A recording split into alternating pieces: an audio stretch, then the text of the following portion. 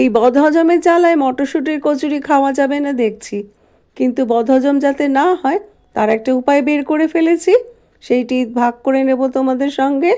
আমার এনজয় চ্যানেলে সকলকে স্বাগত জানাই। নিয়ে নিলাম মটরশুঁটি এক ঝুড়ি। মটরশুঁটি কচুরি বানাবো যে, একদম টাটকা তাজা নিয়ে নিয়েছি। কতটা ফ্রেশ দেখো, একেবারে পাতাগুলো এখনও লেগে আছে। ভালো করে ধুয়ে নিয়েছি এবং অবশ্যই এগুলোকে ছাড়িয়ে নিতে হবে এক এক করে। যথেষ্ট ধৈর্যের সাথে আমি এগুলোকে ছাড়িয়ে নিলাম। ছাড়াতে ছাড়াতে কিছু মটরশুঁটি আবার একটু খেয়েও নিলাম। কাঁচা কাঁচা মিষ্টি মিষ্টি খেতে তো ভালোই লাগে। খেয়ে নিলাম, ব্যাস আমার ছাড়ানো সম্পূর্ণ হয়ে গেছে। এইবার আমি যাব পরবর্তী পদক্ষেপে। মটরশুঁটিগুলোকে এবার মিক্সার গ্রাইন্ডারের পাত্রে নিয়ে নেব। তার মধ্যে নিয়ে নেব 1/2 ইঞ্চি আদা, 5-6 কোয়া রসুন এবং 2টি কাঁচা লঙ্কা এবং 1 চামচ চিনি দিয়ে আমি পেস্ট করে নিয়েছি। এরপর কড়াইয়ে গরম তেল দিয়ে এর মধ্যে একটু জিরে ফোড়ন দিয়ে দিলাম। জিরে ফোড়ন দিয়ে জিরেটা একটু সুন্দর গন্ধ বেরোলে আমি মিক্সার গ্রাইন্ডারে পেস্ট করা মিশ্রণটা এর মধ্যে দিয়ে দেব। দিয়ে আমি এবার কষাতে থাকবো। কষিয়ে কষিয়ে যতক্ষণ একটু শুকনো শুকনো হয় ততক্ষণ আমি কষিয়েই যাব। এর মধ্যে আরেকটু লবণ আর আরেকটু হলুদ দিতে হবে।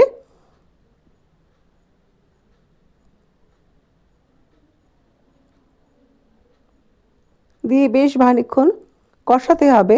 এবার অনেকেই বুঝতে পারেন না যে কতক্ষণ কষাতে হবে। এই যে সবুজ রঙটা রয়েছে, এই সবুজ রঙটা যখন একটু ডিপ সবুজ হবে ততক্ষণ অবধি আমাদের কষিয়ে যেতে হবে। আমি আরেকটু চিনি দিলাম। হ্যাঁ, একেবারে শুকনো শুকনো হয়ে এসছে, একদম তৈরি হয়ে গেছে। যতক্ষণ না এরকম শুকনো শুকনো হবে ততক্ষণ কিন্তু কষে যেতে হবে। খেয়াল রাখতে হবে যাতে কলাইয়ের তলাটা লেগে না যায়। একদম ঠিক হয়েছে। এবার আসি বদহজমের বিষয়টায়। আমরা সাধারণত কচুরিগুলো বানাই সাদা ময়দা দিয়ে, কিন্তু আমি বানাবো চাক্কি আটা। একেবারে খাঁটি চাক্কি আটা নিয়ে নিয়েছি। এই চাক্কি আটা দিয়ে যদি মটরশুঁটির কচুরিগুলো বানানো যায় তাহলে কিন্তু আর বদহজম হবে না, অনেক হালকা লাগবে। চাক্কি আটার মধ্যে প্রথমে তেল মিশিয়ে এবং পরে জল মিশিয়ে ভালো করে ময়াম দিয়ে আমি মেখে নিয়েছি খুব নরম করে। 15 মিনিট রেখে দেওয়ার পর আমি লেচি কেটে নেব। এইবার এর মধ্যে ভেতরে একটু বড় করেই গর্ত করে নেব। গর্ত করে নিয়ে, কারণ আমি একটু পুরটা বেশিই দেব। মটরশুঁটির এই পুর আমি কিভাবে তৈরি করেছি সেটা তো আমি প্রথম পর্বেই দেখিয়ে দিয়েছি। এইবার সেই পুর দেওয়া হয়ে গেল। এবার একটা একটা করে অনেকগুলি আমি পুর ভরে লেচিগুলিকে তৈরি করে নেব।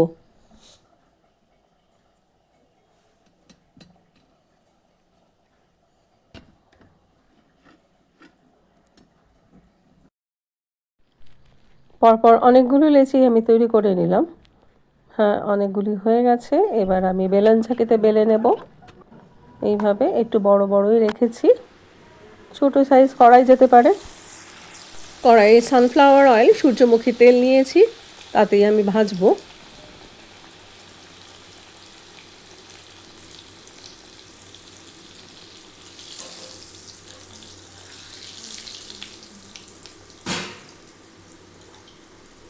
বাহ, সুন্দর হয়েছে। এরকম একটু হালকা লালচে করে ভেজে নেব। দেখো, পুর কিন্তু একটুও বেরোয়নি। একে একে সবগুলোই ভেজে নিয়েছি, খুব ভালোই ভাজা হয়েছে। হ্যাঁ, এসে গেছে এবার সেই মাহেন্দ্রক্ষণ, আমার টেস্ট করবার পালা। তার আগে আমি তোমাদের দেখিয়ে দিই ভেতরে পুর কত ভরপুর হয়েছে। ভীষণ গরম, একটু সময় লাগলো। দেখো, একেবারে ভরপুর পুর দিয়েছি। যত বেশি পুর দেওয়া যাবে তত খেতে ভালো লাগবে। পুর যথেষ্টই হয়েছে। হ্যাঁ, এবার আমি নিয়ে নিয়েছি আলুর দম। নতুন আলুর দম বানিয়েছি। এবার একটু চেখে দেখার পালা। লাগছে কিনা লোভনীয়। বাহ, দারুণ হয়েছে খেতে। আমি আরও খেতে লাগি। তোমরা ততক্ষণে জানাও তোমাদের এই বদহজমের টিপস কেমন লাগলো। যদি ভালো লাগে তো লাইক, শেয়ার আর কমেন্ট করো। আর যারা নতুন এসেছো তারা আমার চ্যানেলকে সাবস্ক্রাইব করে এনজয় চ্যানেলটিকে একটু এগিয়ে দিও। আজকে আসি তবে।